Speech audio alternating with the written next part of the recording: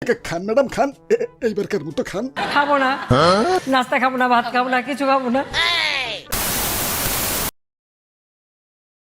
Hi bros, কি অবস্থা? সপ্তাহের আবারও আয় পড়ছি নয় একখান ভিডিও লে।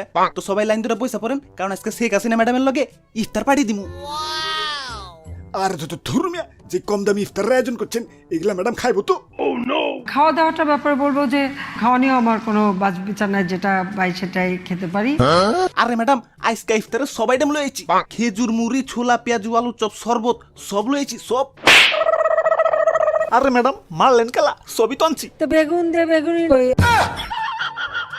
সরি ম্যাডাম, বেগুনির অনেক দাম তো, বাজেটে কুলাই নেই। তো বেগুন দিয়ে বেগুনি না খেয়ে আরো যে সবজি সহজলভ্য আছে সেটা দিয়ে খেলেই হয়, আমরা তাই খাই। মিষ্টি কুমড়া দিয়েও খুব ভালো বেগুনি বানানো যায়।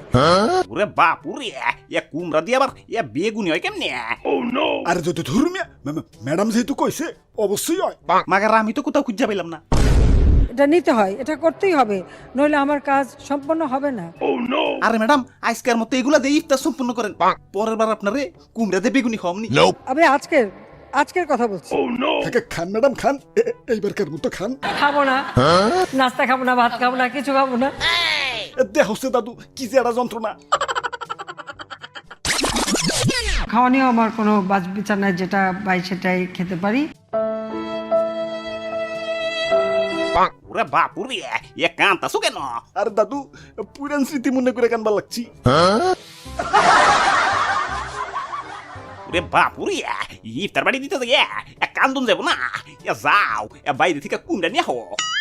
আরে দাদু, তা না হয় আনলাম, মাগার রানবো কেঠায়? তুমি রান্না করবে? এই না না না, পিয়াজ কাটবার গেলে আমার এক চোখের পদ্মা আর এক চোখের যমুনা শুরু হয়ে যায়। আমি নাকি রান্না করুন? না না, পারুন না। এই পেঁয়াজ দিয়ে এত অস্থির হয়ে পড়ার কি আছে আমি তো জানি না। পেঁয়াজ ছাড়াও কিন্তু রান্না হয়। আরে ম্যাডাম, পিয়াজ নয় বাদ দিলাম, মাগার তেল তো লাগবো, আর তেলের যে দাম। আর সেদিন পাকনামি করে ডিম বাজতে গিয়ে গরম তেলে পানি ঢেলে দিচ্ছি।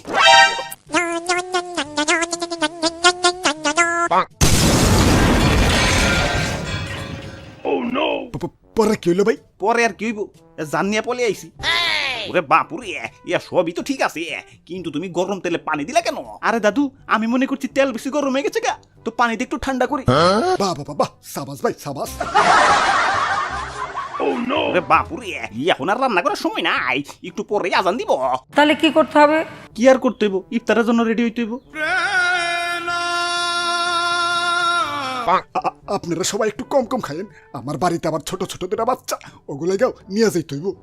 ওরে বাপুরে, আমি আর ম্যাডাম তো মুরব্বী মানুষ, খাইলে আর কত খামো। হ্যাঁ, আমরা বয়োবৃদ্ধ দেখে আমাদেরকে একেবারে অবহেলা করা তো ঠিক না।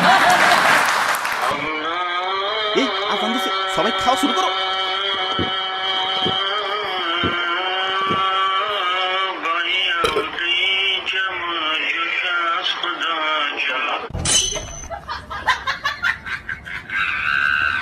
আরে ম্যাডাম, ভুল হয়ে গেছে ম্যাডাম, সরি ম্যাডাম।